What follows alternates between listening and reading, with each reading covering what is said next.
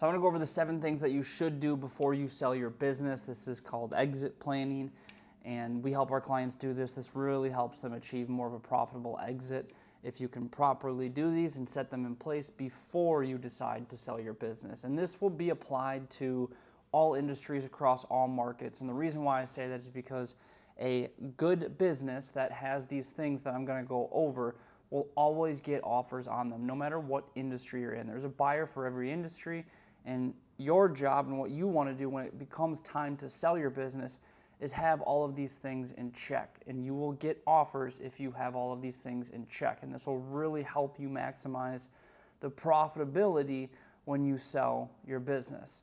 So the first one, I've got my notes here. I'm going to go over them one by one in no particular order, really.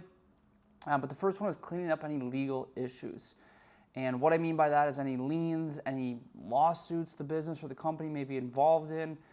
I know some might just roll their eyes and say, I've never had any legal issues, and that's great. But you would be surprised. I've had clients that had a lien on their business that they didn't even know about, and we had to get that cleared and taken care of before we sold the business. So clean up any legal issues. Just do some double check. Make sure you're up to par with all of that, and there's nothing that you need to worry about or clean up in terms of lawsuits, liens, anything like that. So clean up legal issues is the first one. The second one is going to be organizing your documents, your contracts, kind of that back office, back end stuff, right? And what I mean by cleaning up your documents, well, you're going to need a lot of this for a period during the sale called due diligence. And this is when the buyer really gets to look at your business in more depth.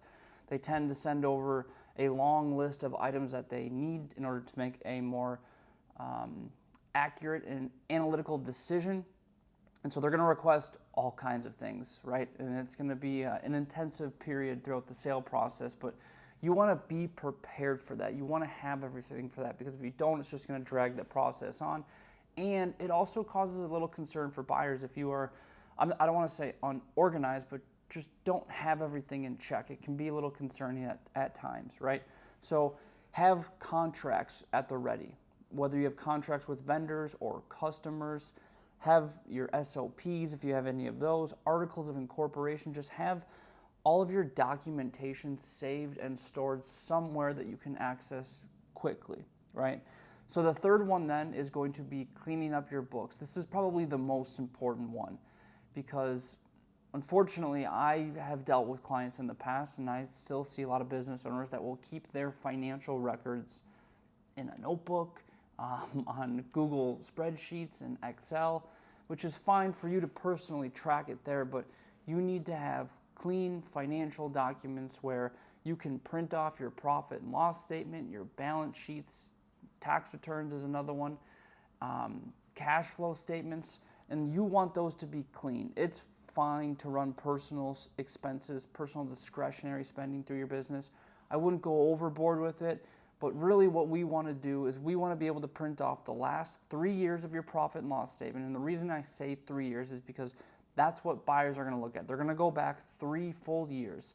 And the reason why they go back 3 full years is because a lot of times the banks go back 3 full years in order to lend on certain deals. So 3 years is usually the standard.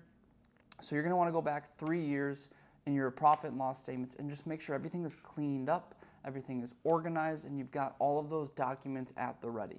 You want each line item to be justified, and you can trace it back somewhere and it makes sense, right? Because what a buyer is going to look at is they're going to determine the operating expenses of the business. That's great. And if there's any discretionary spending, they're going to need to know what that is and if they can justify adding that back to the income of your business, which will increase the price of your business if you can justify an add back, if you can justify a discretionary spending, right? So clean books are only going to benefit you.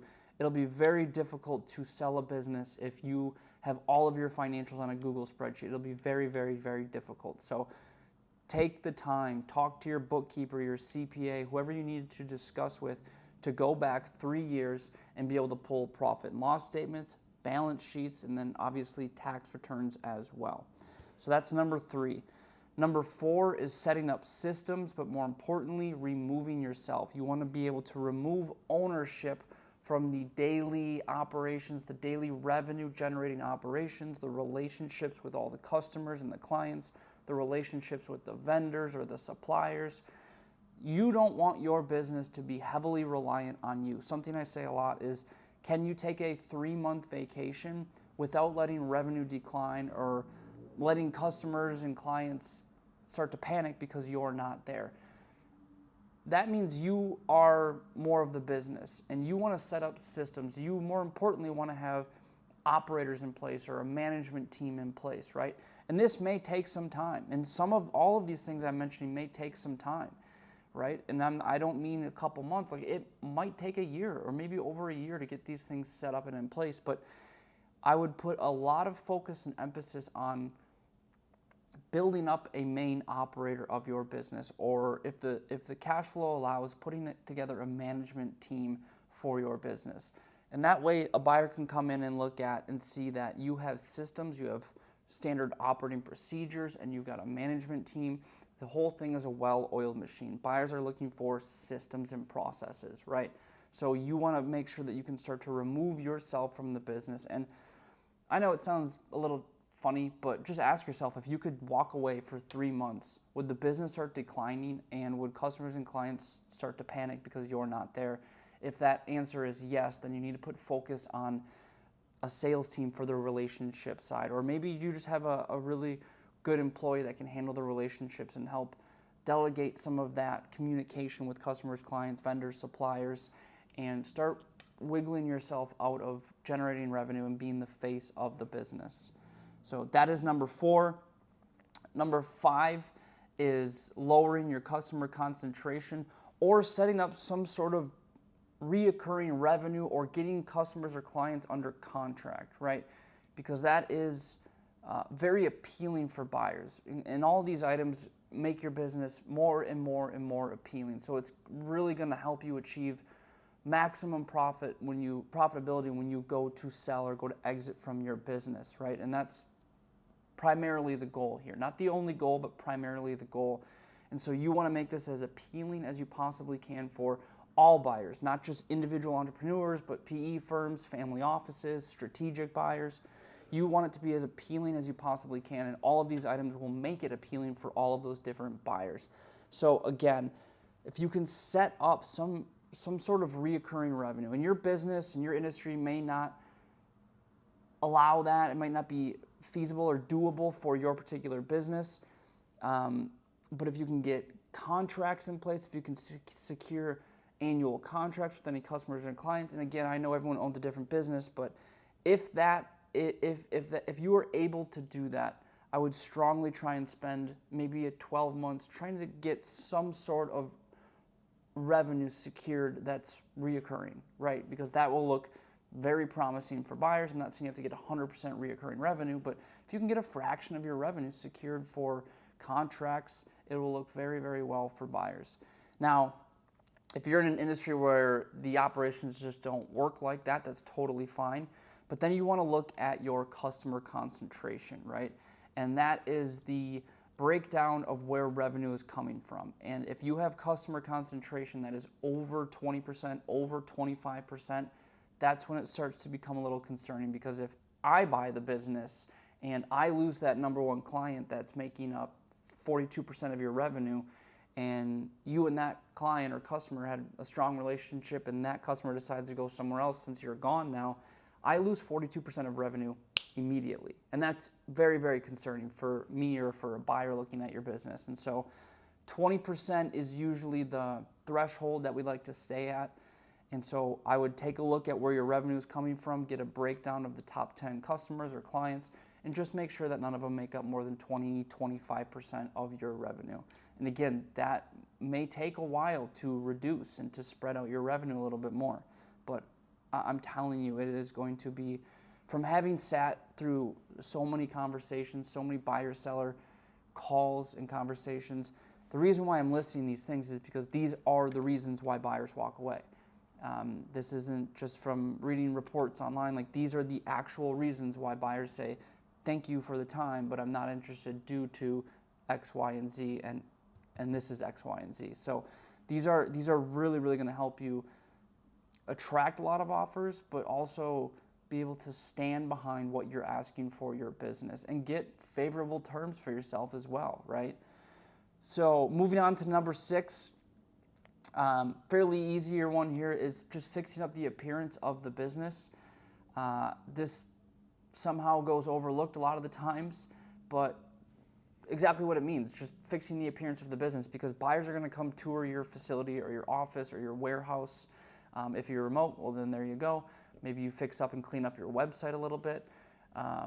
But you just want to fix up the appearance of the location of your business, right? I had a client, he owned a manufacturing business, CNC manufacturing business, and great business, but it was messy, it was dirty, and it just, you pulled in and it wasn't very appealing, right? So you do want to have some aspect of curb appeal there, although it's not going to kill a deal, but you want to make it look as good as you possibly can. So take some time to clean it up and organize the actual physical appearance of your business.